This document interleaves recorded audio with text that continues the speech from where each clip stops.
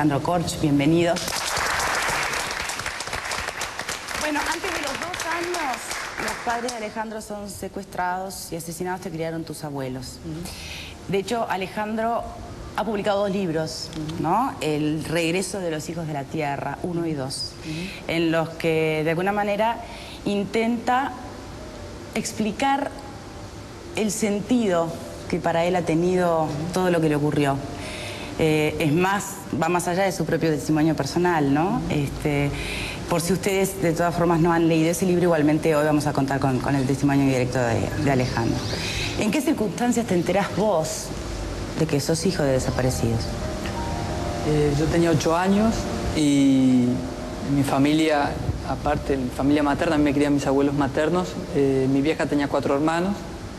Dentro de esos 4 hermanos, el más chico era un tío militar y era el tío que me enseñó a tomar mate, a jugar al fútbol, a andar en bicicleta. En mi familia, supuestamente mis viejos se habían ido para España y se habían caído en un avión, claro, a buscar trabajo, ¿no? Y en ese momento yo empecé a cuestionar por qué estaba pasando eso, o sea, por qué mis viejos se habían ido a España, el avión se había caído en una isla donde supuestamente no me podían decir, no podían hablar conmigo directamente, era un cuento para niños, ¿no?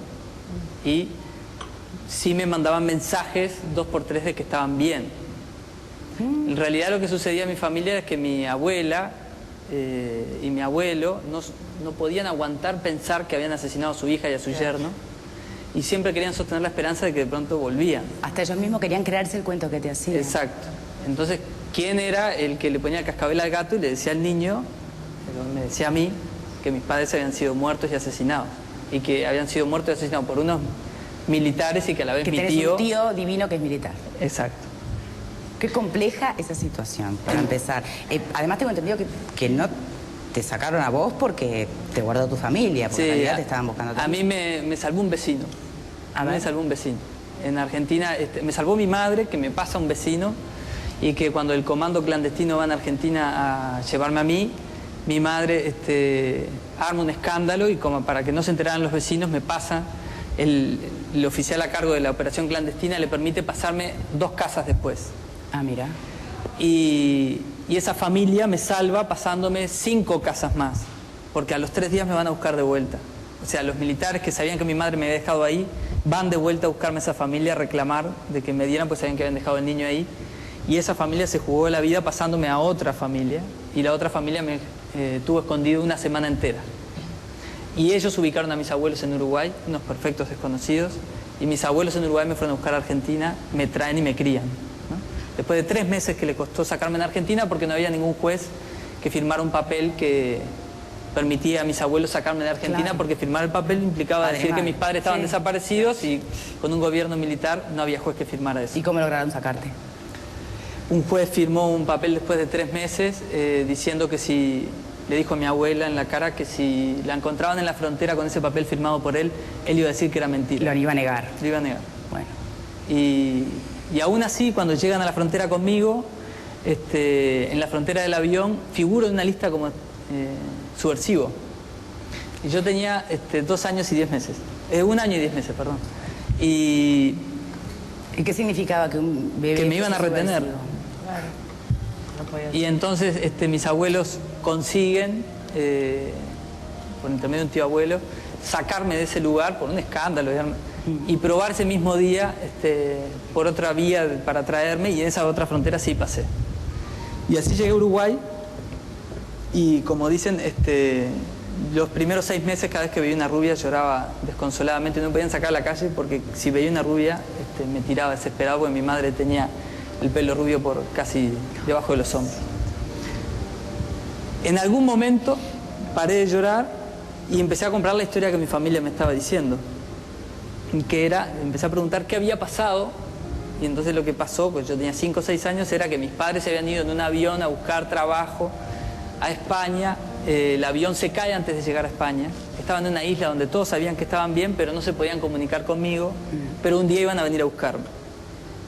Yo sigo creciendo y sigo cuestionando esa versión. ¿Hasta qué edad? Hasta los 8.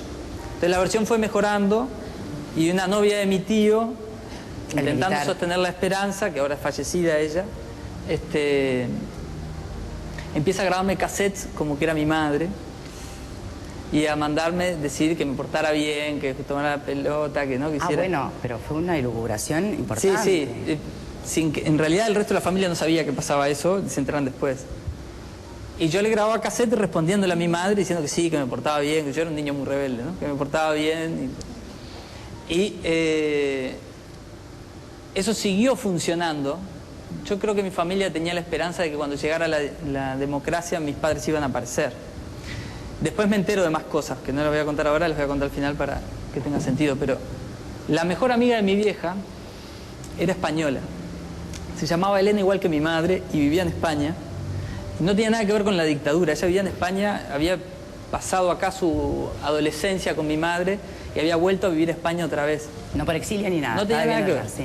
Viene a visitar a sus sobrinos cuando yo tengo 8 años, entonces me viene a visitar a mí también y me lleva a jugar al Parque Rodó, me saca un día y un día en esas salidas pasamos por su casa, se iba a maquillar, no sé qué, y cuando está en el baño maquillándose, yo me acuerdo, el recuerdo hasta el día de hoy, estoy sentado al lado de ella mientras la veía maquillarse y le pregunto ¿por qué mis padres no me querían?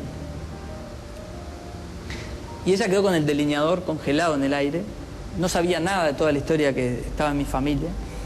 ¿Cómo no sabía nada? Ella no sabía, era la mejor amiga de mi vieja que venía de España. No sabía que en mi familia me estaban contando el cuento del avión. No sabían la historia de la isla perdida, sí. Y me pregunta, ¿cómo decís eso? ¿Qué decís semejante disparate? ¿Cómo que tus padres no te quieren?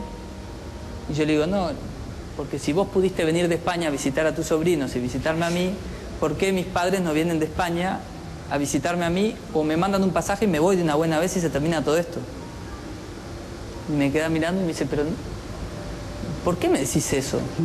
Contame qué. No, yo sé toda la historia, mis padres se fueron de avión, yo como un niño de 8 años repito todo lo que siempre me habían dicho.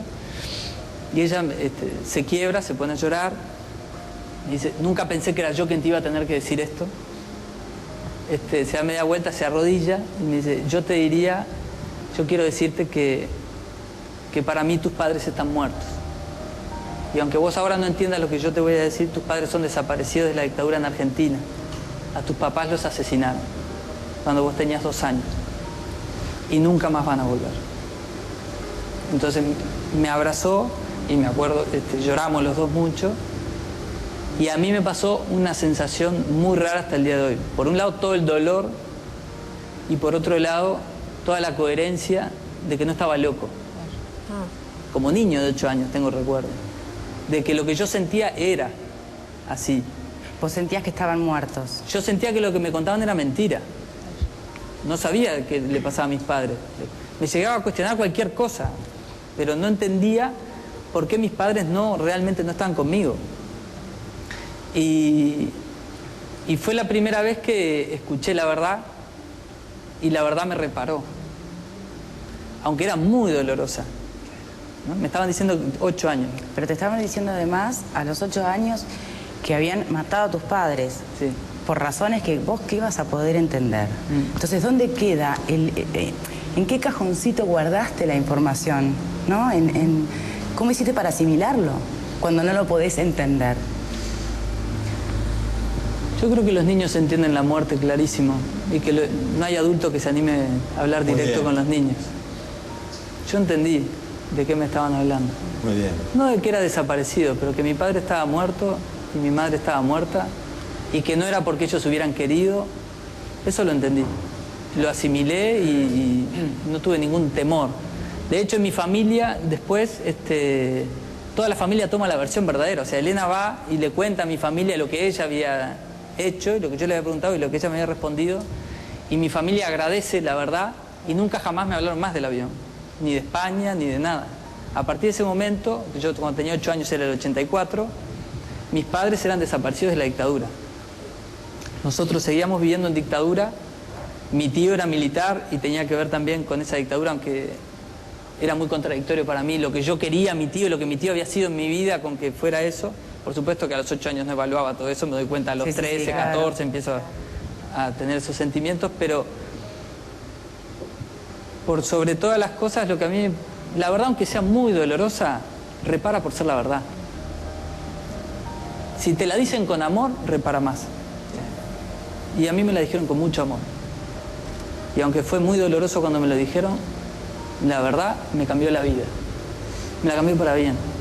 Porque la paz viene de saber quién es uno. No viene de afuera, viene del corazón.